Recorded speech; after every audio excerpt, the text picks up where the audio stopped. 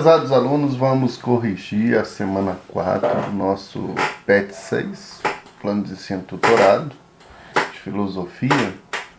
E essa semana, a gente estudou um pouco sobre o Jürgen Habermas, da segunda geração da Escola de Frankfurt, onde as suas teorias são muito importantes para uma sociedade mais democrática, participativa, principalmente a teoria da ação comunicativa, que implica aí em uma simetria de iguais para que possa, num diálogo, mesmo sendo diferentes, possamos buscar o bem comum para aqueles que implicam numa sociedade melhor, né?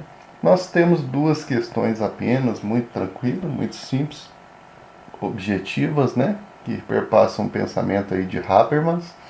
A primeira retoma lá do Enem de 2014. Aí nós podemos ver aqui, ó, uma norma daquilo que ele fala lá no seu livro, na sua obra Consciência Moral e Agir Comunicativo.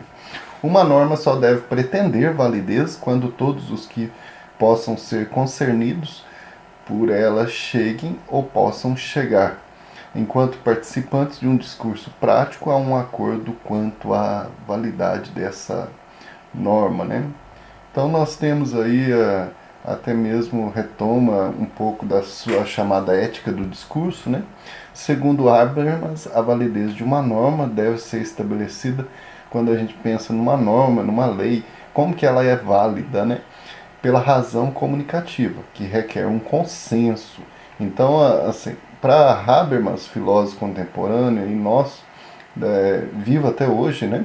Já com 91 anos, faz parte da segunda geração da Escola de Frankfurt, uma norma só é válida e, portanto, só deve ser posta em prática se ela for criada a partir de um consenso, a partir da deliberação, da escolha, da efetiva escolha dos participantes na democracia representativa. Isso é muito importante, porque ele retoma essa questão da ética do discurso, do diálogo, né?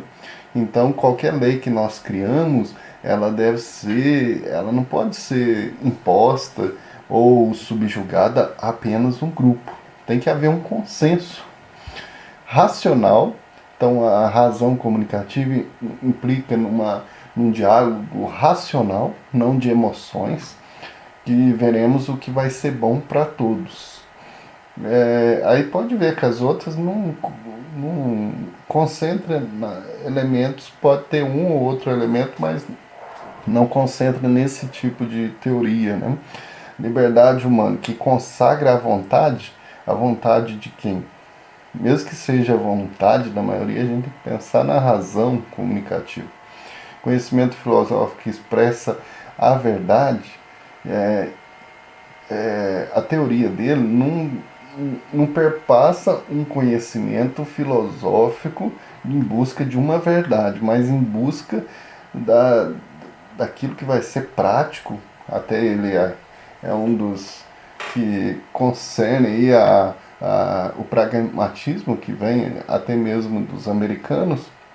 O pragmatismo é aquilo que engloba teoria e prática para um bem comum, né? Um bem daquele que vai ser útil para a pessoa que vai conviver com aquela norma, com aquela lei, com aquela ideia, né?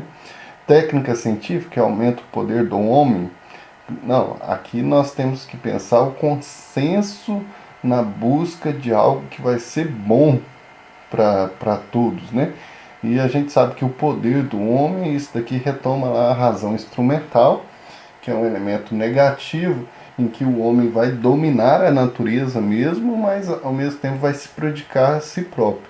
No contexto lá do século XVII, isso tinha um sentido, século XVI. Agora nós precisamos de um mundo mais sustentável, né? Poder político que concentra no sistema partidário, não é num sistema lateral, né, de um grupo, mas é para todos, de forma racional, que cheguemos a criar uma lei válida que sirva para todos, para a grande maioria, né? Por isso que a importância da representação ali democrática. Quando aqueles deputados se unem, não é para o bem de um grupinho, para o bem, que isso acontece na prática, né? Aqui a gente está pensando qual que seria esse ideal de observação. Aqui nós temos uma tirinha muito interessante, né? Que retoma aí um diálogo entre um casal, que muito interessante, instigante e irônico ao mesmo tempo, né? Então você vê que ela está perguntando: amor, alguma vez você já me traiu? Aí ele fala: você prefere ouvir que eu minta ou que eu seja sincero? Prefiro que você minta. Então quando ela fala isso, já é uma inversão, né? Já traí você várias vezes. Então, se ele, nessa lógica aqui, se ele está mentindo, então quer dizer que ele nunca traiu. E você acha que eu vou acreditar nisso? Então, já que está sendo condicionado à mentira, né? Mas aqui, o ponto de vista moral, a partir do qual podemos avaliar imparcialmente as questões práticas, é seguramente interpretado de diferentes maneiras. Mas ele não está livre e arbitrariamente à nossa disposição, já que revela a forma comunicativa do discurso racional. Impõe-se intuitivamente a todos os que estejam abertos a esta forma reflexiva da ação orientada para a comunicação. Com base na tira e no texto, é correto afirmar que a ética do discurso, né, retomando a ética do discurso de Habermas, qual que seria a alternativa aqui? A letra C, porque a gente vê que funda-se em argumentos. Aí nós vamos ver que todas as outras têm um tipo de argumento que se funda, né? É importante perceber que a ética do discurso de Habermas são argumentos racionais sob condições simétricas. O que é simétricas de interação, né? Correspondência entre duas partes. Igual eu coloquei uma imagem aqui de uma borboleta dividida ao meio, ó, e tanto uma parte como a outra, elas são tem uma simetria aí que forma a borboleta. O belo vem dessa simetria, né? Imagina se uma parte fosse diferente, a outra parte fosse bem, não correspondesse a daqui. Seria algo assim seria assimétrico, que não ia ter uma harmonia, né? E a harmonia corresponde entre duas partes que são simétricas, amparados em pretensões de validade, tais como verdade, sinceridade e correção. Então duas pessoas, vamos dizer que duas pessoas, vamos resumir assim, duas pessoas vão criar uma lei, e uma que é uma sociedade ruim, talvez não fique explícito, né? Mas não tão baseado nessas pretensões aqui, da verdade, sinceridade e correção. Porque aqui nós temos que pensar que há uma simetria no diálogo aí, e baseado naquilo que, mesmo que você pode dizer, mas vai que ele está mentindo, mas no fundo ele está fazendo uma mentira dentro da mentira. Aí já é uma interpretação ao que você está conduzindo fora daquilo que está sendo amparado ali. Então a verdade, sinceridade e a correção, ela corresponde sempre. Então duas pessoas vão criar a lei e uma diz que é para a sociedade melhor, mas no fundo está fazendo para a outra. Então esse diálogo já não fica simétrico, porque alguém está mentindo aí, não está ficando sincero, né? Não está sendo claro. Então vai ter que ter argumentos racionais para isso, para mostrar, né? Então os argumentos. Então tem que ter uma simetria, algo que corresponda aos dois, que possam ser conduzido para essa criação da lei. Então, uma sociedade melhor, mesmo que tenham divergências, mas tem um ponto aí de simetria, que é a sociedade melhor. E os outros você pode perceber que são elementos difusos disso, né? Aqui uma autoridade que prescreve universalmente, então de forma mais tradicional, aqui pela utilidade, as quais impõe, né? Então você vê que corresponde também a essa questão tradicional de imposição.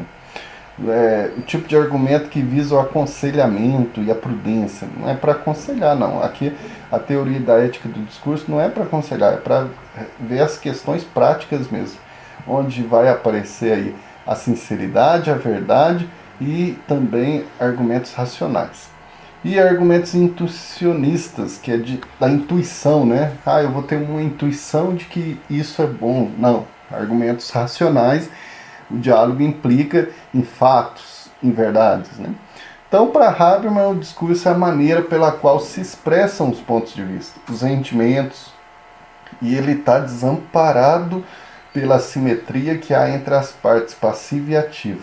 Entretanto, se as pessoas se dispõem a usar o discurso para avaliar o que é bom ou mal na prática, de maneira racional e com pretensão de correção de si mesmo, se for o caso, o discurso se torna a ferramenta essencial para alcançar a verdade. Por isso propõe a ética do discurso, nesse sentido de busca de correção de si mesmo, de verdade e de sinceridade. Aí baseia essa ética, chamada ética do discurso de Habermas, né? Muito interessante a questão, usando de tirinha, né? Sempre aparece aí no Enem, também nos vestibulares. É bom sempre a gente treinar a fazer leitura e interpretação das tirinhas. Então a gente fecha aí o PET 6, já estamos preparando para o PET 7. Bons estudos, bons aprofundamentos, até a nossa próxima aula. Um abraço a todos.